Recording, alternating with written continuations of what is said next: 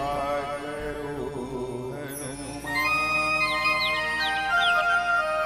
सुनु खगेश कलि कपट हठ दंभ द्वेष पाषंड। मान मोह मारादि मद व्यापी रहे ब्रह्मन। बोलने से आप रामचंद्र की जय। पावन नाम हंसदा जहाँ की जम्मू निवासी संतगण बाहर से वही हमारे अतिथि संतगण अपन परिचय कुछ दान कर गए। ये मानस यज्ञ सजैया दानी जन भोजनालय में साथ देवैया मन से वचन से साथ ही साथ माइक के माध्यम से जन जन तक के आवाज पहुंचिया और माइक वाले और हमारे गुरुदेव जी जेल उद्घोषक कहाँ संचालक कहाँ या गुरु कहाँ हमारे हृदय के भाव लसनिया आप तक के पहुंचिया उद्घोषक और मानस मंच में भगवान श्री कृष्णचंद्र जी के आसंधि में विराजमान सद्गुरुदेव निर्णय मानस गंगा में स्नान करिया जमो संत जन आप सबके पावन चरण कमल में श्री चंचन मानस परिवार ग्राम कचना के नाना नाना कमल की तरफ कोटि कोटि प्रणाम। आपके लिए आशीर्वाद बाबा श्री तुलसीदास जी के लिए श्री रामचरितमानस जेकर सप्तम सोपान उत्तरकांड दोहा क्रमांक 101 सुन खगेश। आप सब लोग मालूम है नीलगिरी पर्वत में कागभूषण महाराज जी भगवान राम के कथा लगाते थे और सुनैया कौन है पक्षी के राजा गरुड़ महाराज जी। वक्ता अलग है श्रोता अलग है।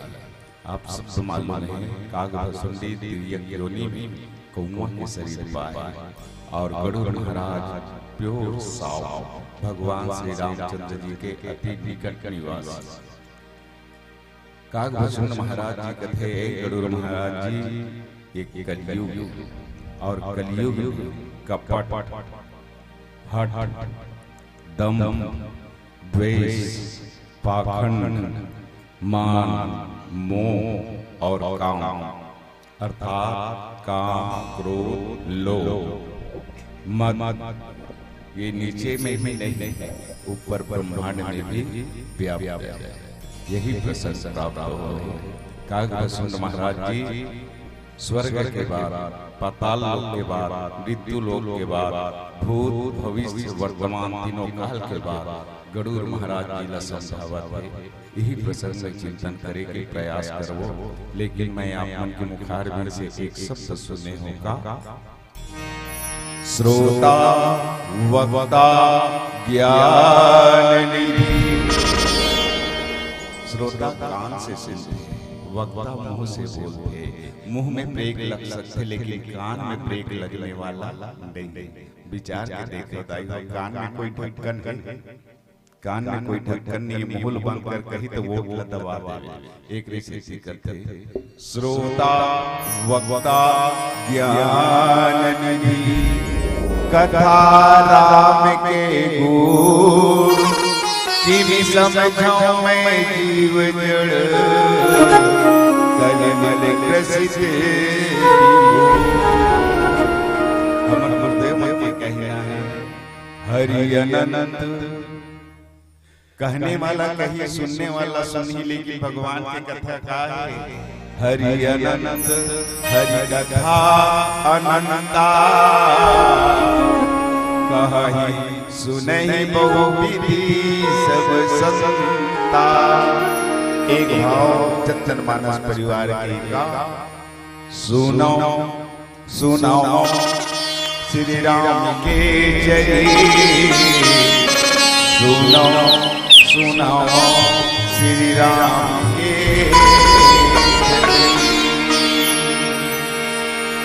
सुमति दिनी सारदा गणपति ध्यान सेवा दिए मानव गुरु कृपा सतगुरुदेव भगवान की सुनो सुनो श्री राम के चरित्र सुनो सुनो श्री राम के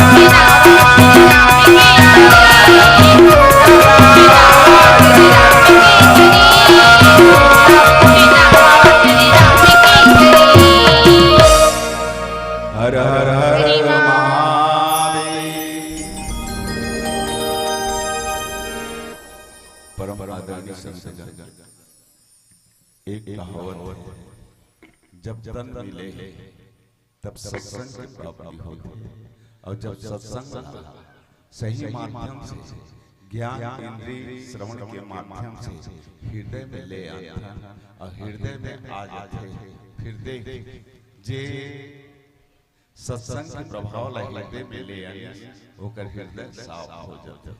अब कोनो करते भैया समय समय के बाद घेर में खेत में रोपा लगे चलत है और देख के चल सत्संग करबो इसी के तैयार बनेगा नहीं बने।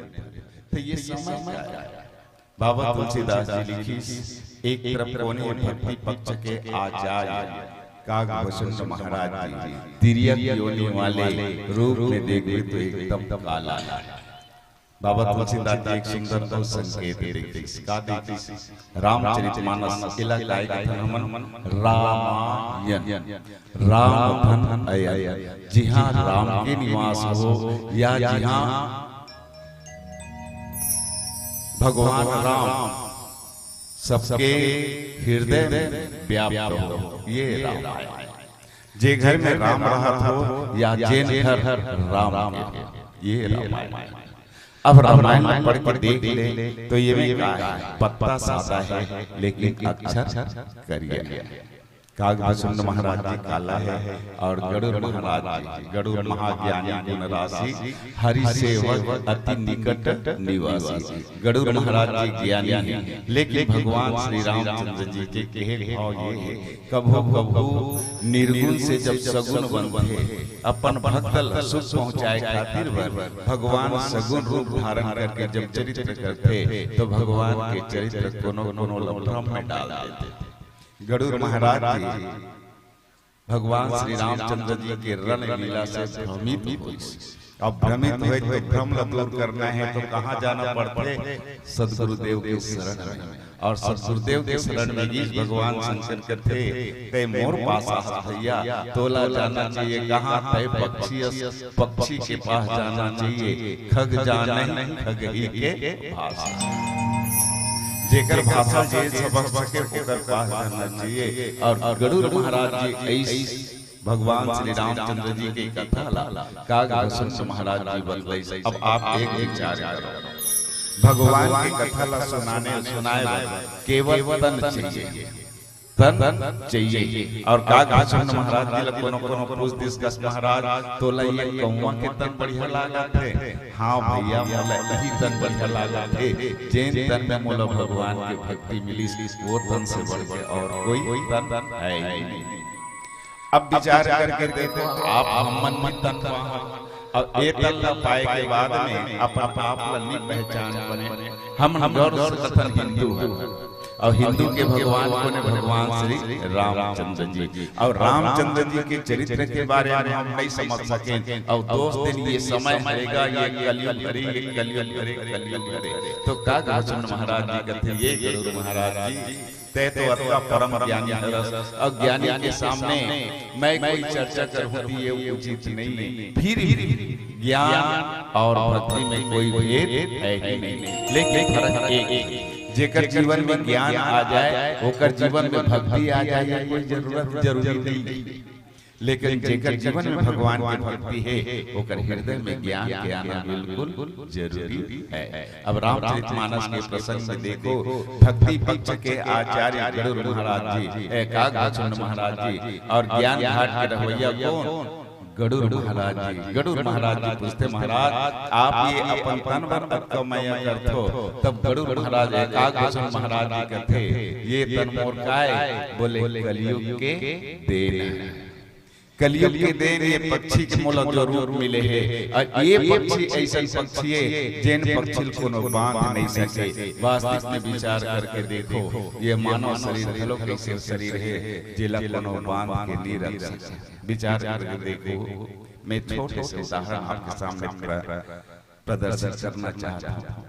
जैसे पति और पत्नी ये दोनों बाबा तुलसीदास जी एक माने हैं और मानना बिल्कुल चाहिए। भगवान राम और माँ जानकी एक है। बालकांड में लिखे गिरा रथ जल बीच समा, कय्यद भिन्न भिन्न बंदों सीता राम पद जिन्हीं परवरी खिन। ये भगवान राम के चरित्र और अपन चरित्र दोनों मिला करके देखो हमर बाबा मल्ला कतको जन डोकरी दाई दाई, कतको जन बाबा मार देंगे डोकरी दाई दाई खाली बाबा है देख खाली, पति और पत्नी दोनों एक निकल गए तब एक जन खाली का बाबा। भगवान रामचंद्र जी के चरित्र देखिए, माँ जानकी मैया की हरण भगवान राम खोजत हे खग मृग हे मधुकर श्रेणी, तुम देखी सीता मृग नैनी, देखे हो कोई बताओ बताओ बताओ। आखिरकार रावण वध पश्चात राम राज्य हो और राम राज्य के बाद भगवान श्री रामचंद्र जी फिर से सीता मैया के परित्याग करी। मुनि वाल्मीकि के आश्रम में सीता मैया रही और आप सब जानत हो भगवान श्री रामचंद्र जी का करी अश्वमेध यज्ञ करी और यज्ञ पूर्ण तब होई जब धर्म पत्नी साथ रही। भगवान लगते यार यज्ञ पूरा करने प्रभु तो आप अपन पत्नी लाओ। भगवान श्री रामचंद्र जी वो पति और पत्नी के प्रति छाया सोन के एक मूर्ति बना के बिठा देते और लेकिन मोर कहना अति ही पति और पत्नी दोनों एक तन अलग, दोनों के तन अलग एक रिश्ते मोर आपका बड़े भाव मतलब ये है पति और पत्नी दोनों एक है, दोनों के विचार एक होना चाहिए, तन भले अलग है। वास्तव में यही बात यहाँ पर मैं कागभूषण महाराज जी करते। एक गरुड़ महाराज जी ये समय कलयुग के चलत है, युग एक नहीं है युग चार है, सतयुग त्रेता द्वापर कलयुग और चार युग में तीन युग छोड़ दे ये चौथा युग का है बोले कलयुग। सुन खगेश कली एक कलयुग युग मतलब होते समय और कली का मतलब आप सब जानत हो, कल का मतलब मशीन घलो होते और कल का मतलब बीते है तहुर कथन कल और आने वाला घलो काय कल। तो ये भूत और भविष्य हो बीतेला भूत कहते, आने वाला भविष्य कहते और वर्तमान चलत है देकर बात अलग है। बाबा तुलसीदास जी कहते सुन खगेश महाराज आप ये ज्ञान इंद्रिय ला जागृत करो और ये कान के माध्यम से अपन आप ला जागृत करके ये समय के प्रभाव ला सुन। ये कलयुग हरे और कलयुग में क्या होई बोले कपट। सबसे पहली बात का लिखी कपट का पट पट मतलब वस्त्र और का मतलब आप सब जान सकते।